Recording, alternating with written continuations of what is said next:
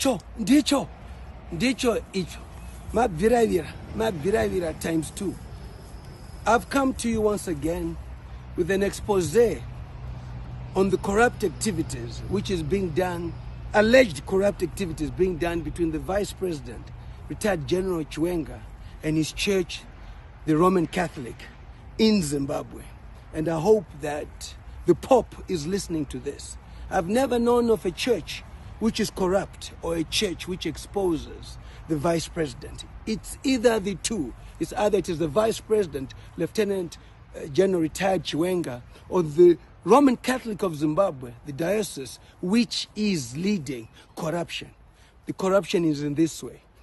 2016, money was paid by 300 people who had bought land in an area called St. Martin's. That's opposite the One Commando Barracks, just boundary with the Catholic University of Zimbabwe, which again has encroached into council land. That's a story for another day. But what has happened is that in 2019, they paid $12,000. They paid another $5,000, okay, to add to the 12,000, which means they became the owners of that land. In no time, the Roman Catholic Church of Zimbabwe approached the office of the Vice President, retired General Chiwenga, who is a Roman Catholic person, as we know. That's the church he belongs to take over the residents in that area who had built their homes. I'm talking about building their homes, a house from ground to the bottom, and for them, as the Roman Catholic, to have a hotel put there, a hospital put there, and a pharmaceutical company.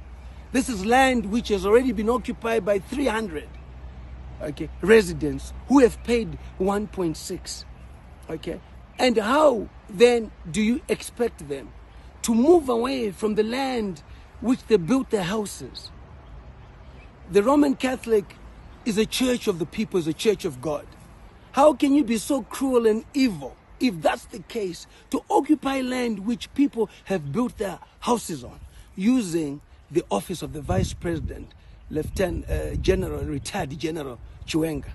I say this because it's time that we expose all this rot. A lot has happened. I'll also expose the land which is also taking over in Mash Central farm, Msipa. The 90 hectares which is there, he has taken it. Msipa had already allocated this land to people who had been given the right subdivision permits, and now he takes over. He took the money, he has to compensate the people. Not only that, but why are we allowing our leaders to do this? And why is the church, the Roman Catholic Church, doing this to the people? And some of these people who are residents are part of the Roman Catholic Church. Tomorrow, on Saturday, will be showing you the evidence that is there. I deal with evidence, I don't deal with allegations, and it's up to you as a people to talk. What I'm basically saying is that if this can happen to 300 people, how many more will it happen to?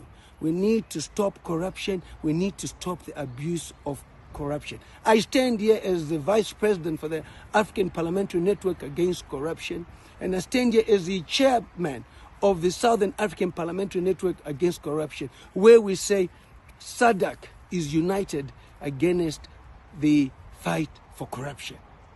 SADC is united against the fight for corruption. And because of that, I speak from those two platforms.